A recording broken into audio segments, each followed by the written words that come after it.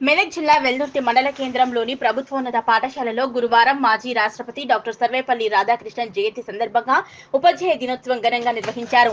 స్థానిక ఉపాధ్యాయులను విద్యార్థులు, అధికారులు శాల్వాతో ఘనంగా సన్మానించారు.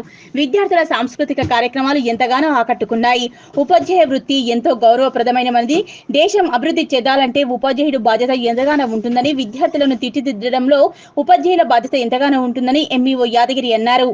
ఈ సందర్భంగా ఉపాధ్యాయులు చేస్తున్న సేవలను కొనియాడారు. ఉపాధ్యాయ వృత్తి నుంచి ఒక రాష్ట్రపతిగా ఎదిగిన డాక్టర్ సర్వేపల్లి రాధాకృష్ణ ఉపాధ్యాయులకు ఆదర్శనీయుడని ఈ సందర్భంగా కొనియాడారు. జిల్లా స్థాయిలో ఉత్తమ ఉపాధ్యాయ అవార్డులు అందుకున్న అర్చనను అధికారులు ఘనంగా సన్మానించారు.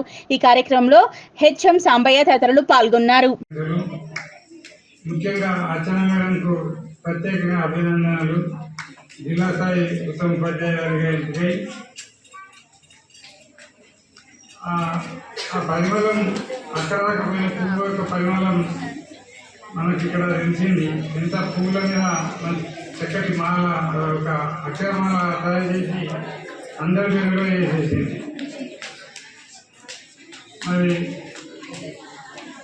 చాలా ఇక్కడ ఇచ్చే ప్రతి మాట కూడా చాలా విలువైంది. ఎవరు మాట్లాడినా కానీ ఇది పిల్లలు కావచ్చు. మీకు ముఖ్యంగా బాణిశ్రీ మేడం మాట్లాడుతూ చాలా విషయాలు చెప్తుంది.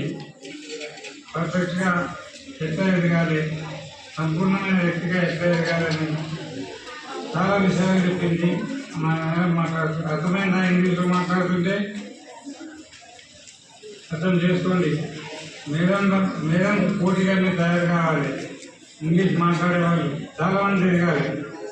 ఎందుకంటే ధారాళంగా మాట్లాడుతూ మిమ్మల్నే కాదు మమ్మల్ని కూడా ఇంగ్లీష్ భాష పట్ల ఉత్తేజితం చేస్తుంది.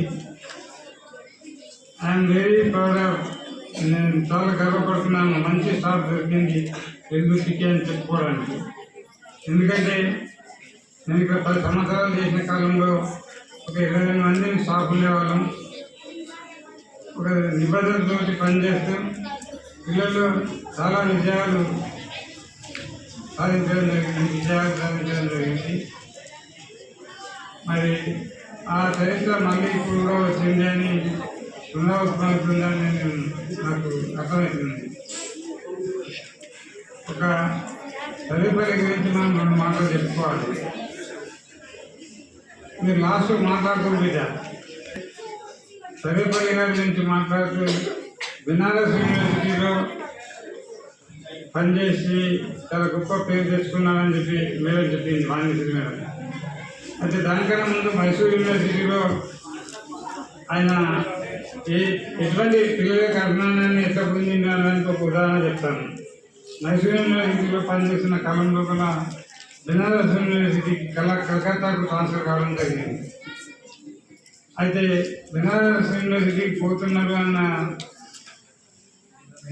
సాధారణ గౌరవంతో విద్యార్థులందరూ అతన్ని సాగనంపడానికి స్టేషన్ వరకు వస్తాం సార్ అని చెప్పి ఆయన ముందుకు వెళ్ళడం జరిగింది. ఎట్లా వెళ్ళారు? ఒక బండికి అలంకారం